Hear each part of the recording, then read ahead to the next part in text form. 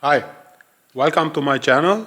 In this video I'm going to show you what is a head gasket, cylinder head gasket, and how a bad cylinder head gasket looks like. So I have a 240 Volvo. This is the engine block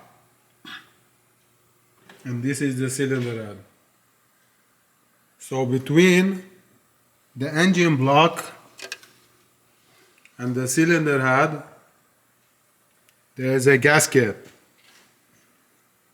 and this gasket they call it head gasket. So on a Volvo 240 the engine block is cast iron and the cylinder head is aluminum. So what happened to this car? So this car has a bad head gasket.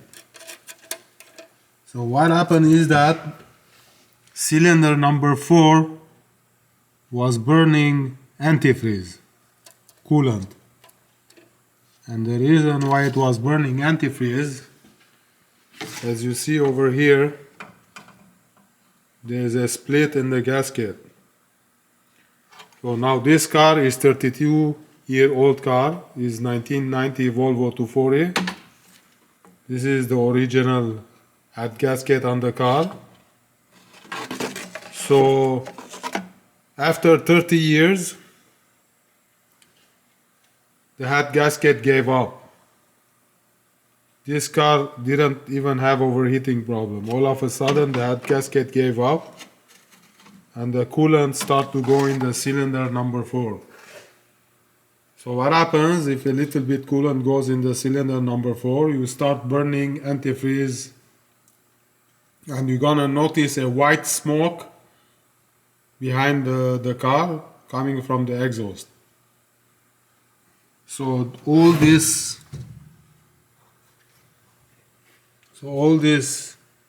holes are coolant passage between the engine block and the cylinder head, and this part is oil. So if you have oil leaking over here, a lot of oil is gonna be from the head gasket too. But most of the time it's the coolant that is gonna end up inside the cylinder. And then when you start the car, what happens is that the pressure, the compressor from the engine is gonna go through the crack over here, is gonna end up inside the engine cooling system. So when it goes inside the engine cooling system, it's gonna make pressure, and you're gonna notice pressure, bubbles of air coming out from the coolant tank.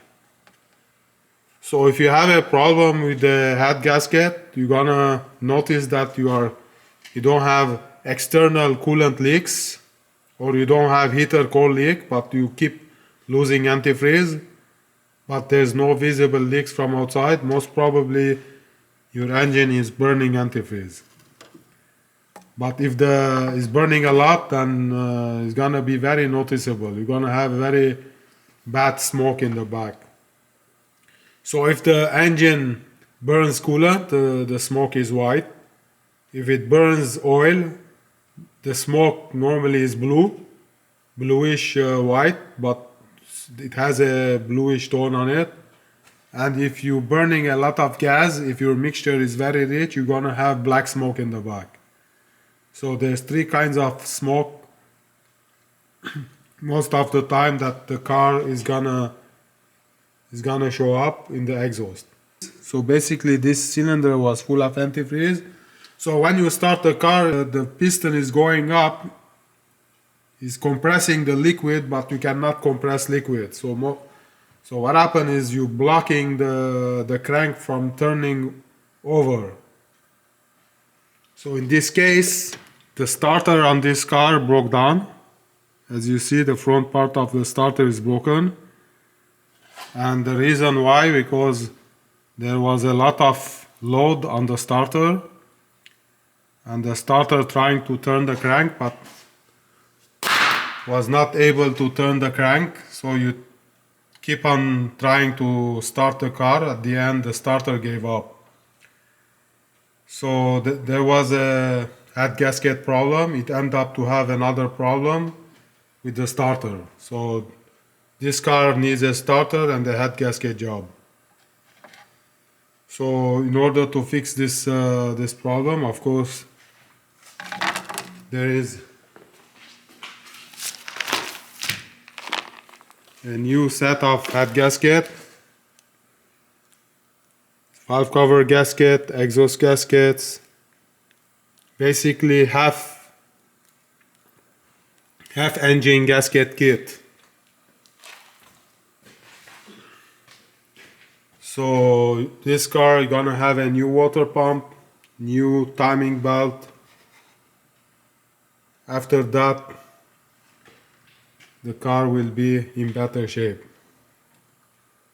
So why these engines are they last for a long time?